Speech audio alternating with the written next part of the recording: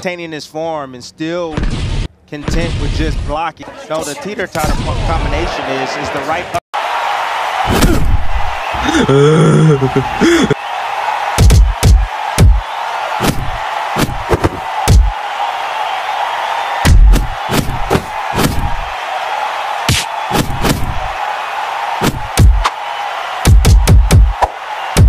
Hello guys, welcome back to our channel Winsworld TV. So mahigit isang dekada na ang lumipas ng niyanig ni former 8 World Division Champion Manny Pacquiao, at makuha ang rank number 1 sa pound-for-pound list ng boxing-oriented publication ng Ring Magazine, lumikit na rin ang pangalan Manny Pacquiao sa listahan ng pinakamagaling na boksingero sa buong mundo. Makalipas ang ilang taon ay muling hinirang ang isang Asian boxer pound-for-pound king ng The Ring Magazine. Unti-unti na itong gumagawa ng pangalan sa buong mundo na si current undefeated and 4 World Division Champion Naoya Inoue aka the Japanese Monster. Kabilang ang Japan sa may mga boksingerong may pinakamalakas, at hindi rin mabilang ang mga boksingero dito na nagkampiyon. Dahil sa mga impresibong panalo ni Naoya Inoue aka the Japanese Monster, ay nagsimula na silang pag-usapan at pagkumparahin ni Manny former 8 World Division Champion Manny Pacman Pacquiao. Si Naoya Inoue at Manny Pacquiao ay parihas Asyano at may taglay na lakas-bilis at killer instinct na bihira lang magkaroon ng isang boksingero. Ngunit may karapatan bang ehanay kay Manny Pacquiao itong si Naoya Inoue? Si Naoya Inoue ba ang magbubura ng record at hihigit kay Manny Pacman Pacquiao? Si Naoya Inoue ay ipinanganak noong April 10, 1973 may edad na 32 years old, kasalukuyan nasa bantamweight division. Sa edad na 32 years old ay hindi maitatanggi na sa kalakasan ito. Ikumpara naman natin ang edad nila na 32 kung ano-ano nga ba ang meron sa kanila na wala sa isa't isa. Si Manny Pacquiao sa edad na 21 years old ay lumalaban na ito sa super bantamweight division na kung saan ay tinalo niya dito ang South African na si Lelo Leboaba.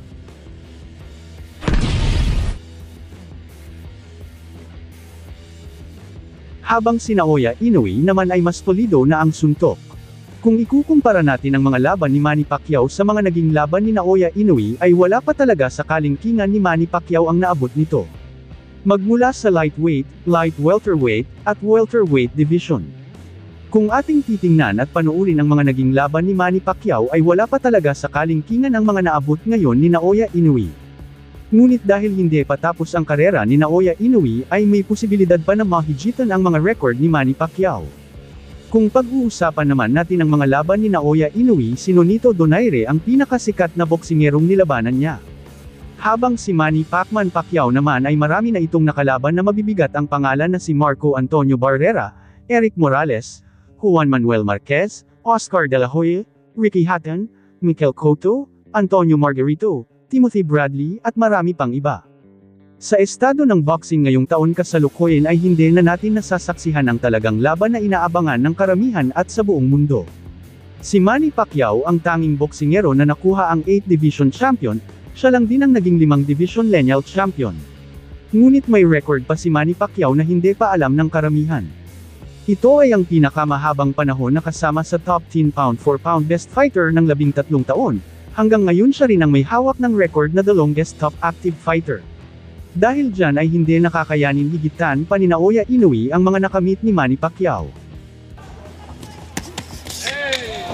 Maintaining his form and still content with just blocking. No, the teeter-totter combination is the right uppercut. Now explain to people when you say that. You call it a teeter-totter, and Butler slipped that left hook by Butler moments ago. Remember, Butler will neglect defense. Butler will come on with this combination still through the glove. That's making contact. Test, you do from a power. There's the jab of Butler. Oh. It's too easy, Test. Far too easy. Too easy. Like anyway, when you're getting hit with those type of punches. The way I hear you talk and what I see out of Butler, you get the sense. Good combination right there from Butler. Ali shuffled back against the ropes. There you go. There's a 3-punch. Combination.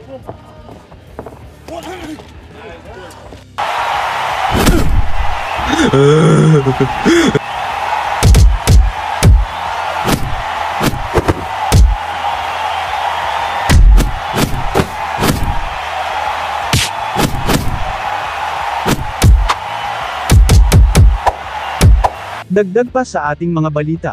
Bad Aratiles sinampal ng katotohanan si Pau Salud. Silver Voice TV at mga haters ni John Riel Casimero, dahil nga sa umiinit na tensyon, sa pagitan ni Pau Salud, Silver Voice TV at former 3 World Division Champion Cuadro Alas Angas ng Pinas John Riel Casimero, dahil noong wala pang laban itong si John Riel Casimero ay madami daw kalukuhan at kung ano-anong mga ginagawang content na hindi maganda tungkol kay Cuadro Alas John Riel Casimero na akala mo wala silang pinagsamahan at humihingi pa ito ng tawad sa mga Casimero fans. Dahil dyan ay hindi na nga nakapagpegel itong si Bad Aratiles at nagsalita na nga dito, para supalpalin si Pau Salud Silver Voice TV at ang mga haters ni Cuadro Alas John Riel Casimero, ito ating pakinggan. Nakakatawa kasi itong isang malaking vlogger na nagngangalang Pau Salud. Congratulations daw kay Cuadro Alas at napabilib siya. Alam nyo, tapos humihingi ng tawad sa mga Casimero fans. Alam mo na may ginawa kang na akala nyo, buong akala nyo, katapusan na to ng career ni Cuadro Alas, di ba? Tingnan nyo, tuwan-tuwa kayo, nagdidiwang kayo, hindi niya nakuha yung timbang. Akala nyo matatapos na yung career. Kaya ka humihingi ng tawad eh. Wala namang problema dun. Kaya lang iba yung nasa isip niyo. Ngayon, bakit ka humihingi ng tawad sa mga fans ni Cuadro Alas? Dahil nakasakit ka? Matagal mo nang yun ang ginaganyan si Cuadro Alas eh. Kaya ka humihingi ng tawad. Nakita mo kung gaano kaganda yung pinakita ni Cuadro Alas. Kaya ka humihingi ng tawad kasi nakita mo na hindi pa matatapos yung karera ni Cuadro Alas para ma-extend din yung karir mo. No? Sa totoo lang, wala kang bilang.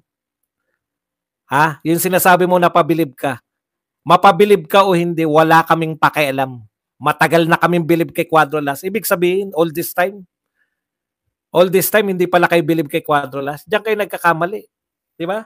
Sa totoo lang, kinukongratulate nyo at humihingi ka ng pasensya. Punong-puno ka ng pagyayabang. Sabi ibigay na raw natin sa mga tagahanga ni Cuadro Alas. Bakit? Kaya nyo bang pigilan yung aming pagdiriwang? May sinasabi pa siya, guys, ibigay na natin sa kanila, sa kampo ni Cuadro Alas yung pagdiriwang. Bakit? Kaya nyo ba kami mapigilan sa pagdiriwang namin? Alam nyo, hindi namin mapapalampas yung ginagawa ninyo. No? Kaya ka humihingi ng tawad ngayon para yan na naman, ligaw ka na naman sa mga fans ni Cuadro Alas. Huwag na po kayong papabudol dyan. No? Alam nyo, tuwan-tuwa lang po yung mga yan na si Cuadro Alas hindi nakakuha ng timbang. Pati si Jason ngayon, binabati-bati mo, tindi mo rin. Para makakuha ka, makahata ka ng mga fans ni Cuadro Alas. Inuna mo pa magyabang. Napabilib ako. Sino ka naman para pabilibin? Hindi ikaw ang pinabibilib. Alam nyo, tigilan nyo na yung ibigay na natin sa kanila yan, guys, yung pagdiriwang sa kanila. Kahit naman sa inyo nakasalala yung pagdiriwang. Hindi ko mapaniwalaan, no? Hindi ko mapaniwalaan yung nerve nitong tao na to na magyabang. Talagang grabe, no? Parang na kayo ngayon, parang bati-bati na tayo kasi nanalo ka. Maganda pinakita mo, mukhang may extension. Sisingilin namin kayo sa mga sinabi ninyo kay Cuadro Alas. Pau, pau, pau, pau, ang pangit po, ang pangit po, ang pangit po. Pau, ang pangit po. Ano na Pau Salud? Ano na Pau Salud? At yung mga hater ni Cuadro Alas, nasan na kayo ngayon? Ano ang sinasabi namin? Wala kayong katiwa-tiwala sa dugong Pinoy. Sa mga haters naman ni John Riel Casimero, ay puro mali ang mga sinasabi ninyo na isang mahina na nilalang itong si Cuadro Alas John Riel Casimero. Siguro kita nyo naman sa laban niya kontra Saul Sanchez kung gaano ito kalakas. Sanchez Mokasa! Casimero no hinari ga hirita! Alid supporter at isa sa matalik na kaibigan ni Cuadro Alas na si Bad Aratiles, ay todo hiyaw, paghanga at papuri sa napakagandang galawan ni John Riel Casimero sa ibabaw ng boxing ring kontra Saul Sanchez. Dagdag pa niya ay pinuna niya nga rito ang mga bashers ni John Riel Casimero. Ayon sa kanya ay nasaan na kayo at sabay nang gigigil ang reaksyon nito. Isa na rito sa kanyang inaasar ay itong si Pau Salud. At sa mga haters ni Cuadro Alas John Riel Casimero, sabi ni Bad Aratiles ay nasaan na kayo. Wala na, knockout na rin kayo. Yun, ano kayo? Ano kayo? Hayop. durug, pau, pau, upaw, upaw, durug yaka po si Saul Sanchez, pau, pau, papapapapapau, papau, pau, pau, ang pangit po. Ano pang sinasabi nyo na magandang papakita? Ngayon, matatakot lalo si Inuwi niyan. Ano na, Pau Salud? At yung mga hater ni Cuadro Alas, nasan na kayo ngayon? Ano ang sinasabi namin? Wala kayong katiwa-tiwala sa dugong Pinoy na nalalay tayo sa ating lahat. Asan na kayo? Bagsak, first round, knockout. Knockout. Hater kayo, nasan na kayo? Wala na. Knockout na rin kayo. Pag may naniwala pa sa inyo ng mga boxing fans, ewan ko na lang kung gaano kabubugok yung mga yan. Talagang gigil na gigil kami dahil sa mga ginawa nyo kay Cuadro Alas. Next laban ko, hopefully soon, lalaban na sa akin yung mga big fight, 50 sa akin. Naya Inoue, we're Naya Inoue, come on. Round number 1 guys, naka-gold po at saka black and black and silver po si Saul Sanchez. Casimero, papasok agad ha. Oy, leg ko agad by Sanchez guys. Casimero, body shot, nakakilamagon. Hilong agad si Saul Sanchez, sa agad. Uy, down. Down ka agad si Saul, ang lakas. Sabi ko na, first round eh. Pwedeng tamaan, first round, naalog ka agad si Saul. Naalog ka agad si Saul. First round na lakas, iba talaga yung lakas. And kapit kagad si Saul. Uy, kapit si Saul. So, again, first round, the power. Tayo, Casimero will try to unload the first 3 round, kailangan makuha ni Casimero to. Casimero na babagsakin si Saul Sanchez, pero let's see. Nasa full kagad ah. Down kagad, walang head movement si Sanchez eh. Okay. Walang head movement. Alright, bumubomba po si Casimero. First round, mga kaibigan. Walang head movement si Saul. Okay, nakawin po si Sanchez doon. Napunetsi. Sabul, knockdown kagad. Hinaantay po ni Sanchez na first round, nakatikot kagad ng lakas. Mag-asa out itong si Casimero. Okay, jab straight up by Casimero, block by Sanchez. Nakatikot magandang lakas. Yes, bumablock po si Sanchez ng matigas, mga kaibigan. Si Casimero po, bumabomba. Mahilo-hilo kagad si seconds, bumabomba siya. So let's see kung kagaya kayo. Body shot. But, Chat, parang siya naman at sumundok. Si Sanchez naman nakatama. Si Casimero. Kapit mga kaibigan. Pero yung Buelo, guys. Buelo. Okay. Atentative si Sanchez. Okay. Siya naman na nakatama ngayon. Si Sanchez. Nanginig na. Yung left hook. Wala na. Round 1. Tumumba po si Sanchez, guys. Tumumba po. Patay. Okay, so Casimero is unloading, mga kaibigan. Okay, again, Casimero is unloading. Dapat malayo pa to. Patay natin. Patay. Talo na. Ito po. Pero po, bumagang si Sanchez, mga kaibigan. Pupusan na po ng lakas. Count number 1, pupusan ng lakas. Pucha, dilig, wala pa legs. Si Sanchez. Wala pa legs. Wow. Okay, gumamit po Sanchez last 30 seconds, mga kaibigan. Okay, Casimero is unloading round number 1, mga kaibigan. 27 seconds. Pero tumama po si Sanchez doon. Nakisang kanan. Ito po, totoo po yung hinala po natin. Okay. So, ayun nga po. Dagdag pa sa ating mga balita. Fuel to the top, got a filled up engine. In my thoughts obsession, I will not stop, no I'm never second guessing. I got a God complex, haters love to hate but I never. Paano ko lang, kalimutan natin lahat yan. Nagkaibigan tayo dati dahil may mga kasama tayo, kalimutan na natin. At kalimutan na natin na magkaibigan tayo, magkumpare tayo, kalimutan tayo. Para wala na. Parang kakilala tayo, kilala tayo, pero hindi na tayo kilala. Kalimutan natin, kilala kita.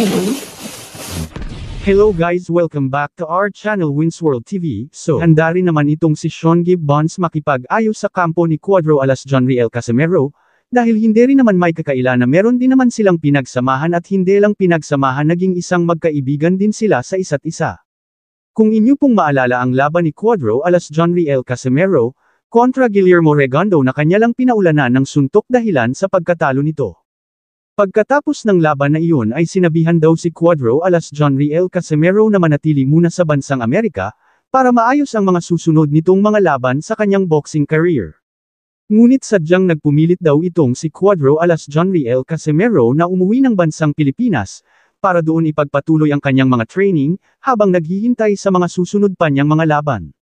Simula noon ay talagang wala na silang komunikasyon ng MP Promotion, dahil di umano ay pinutol na ni Jonriel Casimero ang kanilang komunikasyon. Pagkatapos noon ay tinanggal naman ni Cuadro alas Jonriel Casimero si Coach Nonoy Neri bilang kapalit naman ng kanyang kapatid na si Jason Casimero.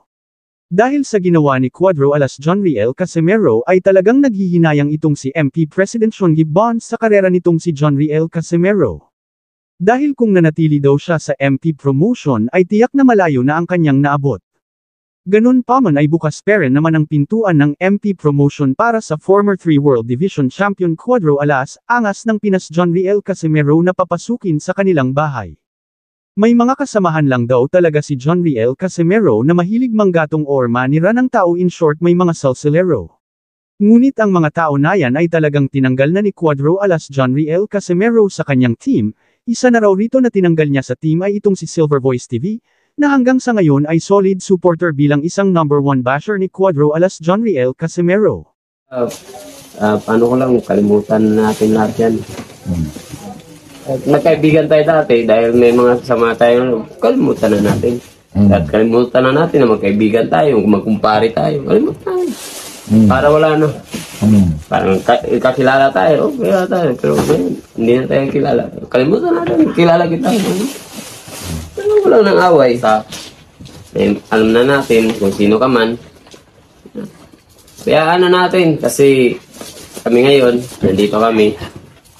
Kung sumusuporta ka, suportahan mo na lang kami. Alam guys, sana masaya ka.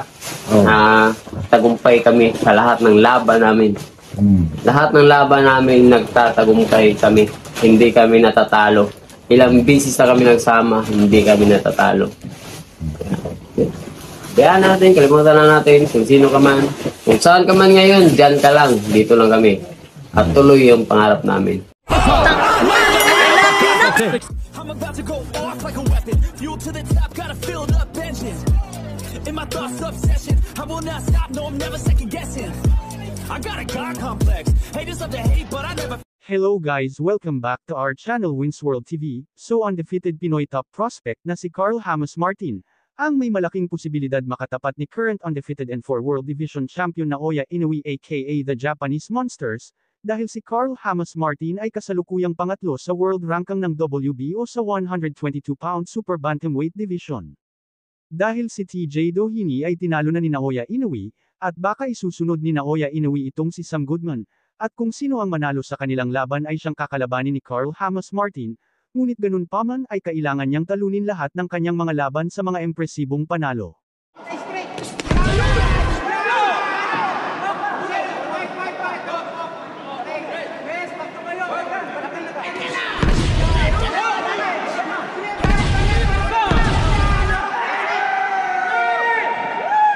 Mangyayari ang Carl Hamas Martin versus Naoya Inoue, kapag itong si Naoya Inoue ay mananatili pa sa super bantamweight division.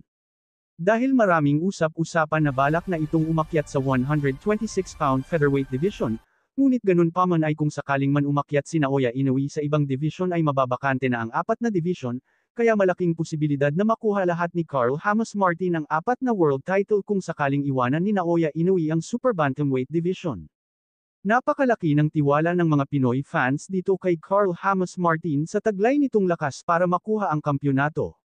Ngunit ganun pa man ay kung sakaling umakyat naman si Naoya Inoue sa ibang division ay hindi pere naman ito makakaligtas kay 3 World Division Champion Cuadro alas angas ng Pinas Jonriel Casimero at isang malaking pagkakataon din naman ni Jonriel Casimero na habolan si Naoya Inoue sa kahit anumang division. Dahil nakalock target na itong si Naoya Inoue kay former 3 World Division Champion Cuadro alas angas ng Pinas Jonriel Casimero na inaasahan na babali at puputol sa pamamayagpag nitong halimaw ng Japan. Dagdag pa sa ating mga balita. Ivana Alawi pinanood ang laban Jonriel Casimero vs Saul Sanchez, hindi maitatanggi at kitang-kita naman na talagang hangang-hanga itong si Ivana Alawi sa lakas at angas ni Jonriel Casimero sa ibabaw ng boxing ring. しかし右を入れた。やっと手をついたかどうだ。ダウンか、ダウンです。チェスもいいカウンター当てたんですけどね、はい、後に。いや、さすがカシメロ、こういう記録ありますね。いきなりだ、まだ30秒経っていません。まずはダウンを奪ったのはジョン・リエル・カシメロ。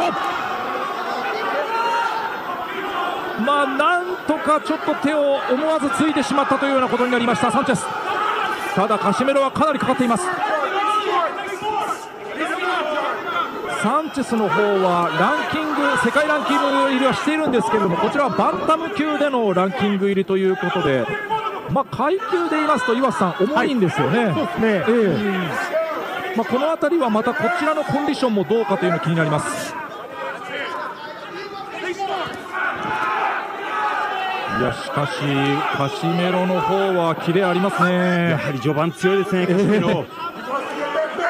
いきなりダウンが奪われました。まあ、ただそこからサンチェスの方もいいパンチを返しました。ちょっとこれは目が離せません。なっちゃう。ジャブ、ここで左フック。これサンチェスこれ得意なんですよ。もうためを作らずに左フックうまく打ち込めるんですよね。今度はボディに打ち込んでいくカシメロ。少しフェイントを入れましたサンチェス。そこに対して2回目、サンチェスのプレッシャー。カシメロ左が来た。サンチェス立ち上がれるか、うなずいた。立ち上がりました。残りは1分。さあカシメロが来るか、仕留めに来る。サンチェスしのげるか。攻勢一方か、いや返す、いいですね、返している。そこに打ち込んでいくサンチェス。いやカシメロが集めていく。左が入った。ちょっとサンチェス力ないですね。ここはタイミング合ってますよ、左フック。右から残りは40秒。少し落ち着くか。いやまだ効いている、まだ効いている。今のクリンチャーサンチェスうまかったですね。2度目のダウンは思い切り効かされました。残りは30秒。左を返した。合わせにいってますね。カシメロがまた来た。ポーランドどうでしょう、しのげるか。止めた。終わった。Sa kabilang banda, pagkatapos patumbahin ni former 3 World Division Champion Cuadro Alas Angas ng Pinas John Riel Casimero si Saul Sanchez, ay tila nawala na ang mga haters nito na nagdadadakdak sa social media, na panay gawa ng blog tungkol sa kisyo mahina, matanda, mataba, at iba pang mga hindi kaaya-ayang mga kwento tungkol sa ating pambato na si John Riel Casimero. Kaya mga haters ni Casimero dyan, nasaan na kayo? Bakit nanahimik na kayo? Bukod dyan ay ako muli tayo sa naging interview kay John Riel Casimero, dahil talagang gustong-gusto na rin labanan ni John Riel Casimero at kahit sa interview niya ay hinahanap niya parent si current undefeated and 4 World Division Champion Naoya Inoue.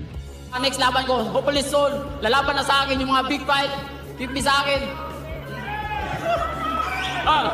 Naoya Inoue, we're Naoya Inoue, come on! Dahil sa pagkatalo ni Takuma Inoue kay Seiya Tsutsumi ay balak nang hindi unahin ni Junto Nakatani labanan itong si Takuma Inoue, bagkus ay gusto na niyang labanan itong si Tsutsumi at pagkatapos niya kay Tsutsumi ay isusunod daw niya itong si current undefeated and 4 World Division Champion Naoya Inoue. Kaya abang-abang lang tayo sa mga susunod na mga latest update tungkol dito.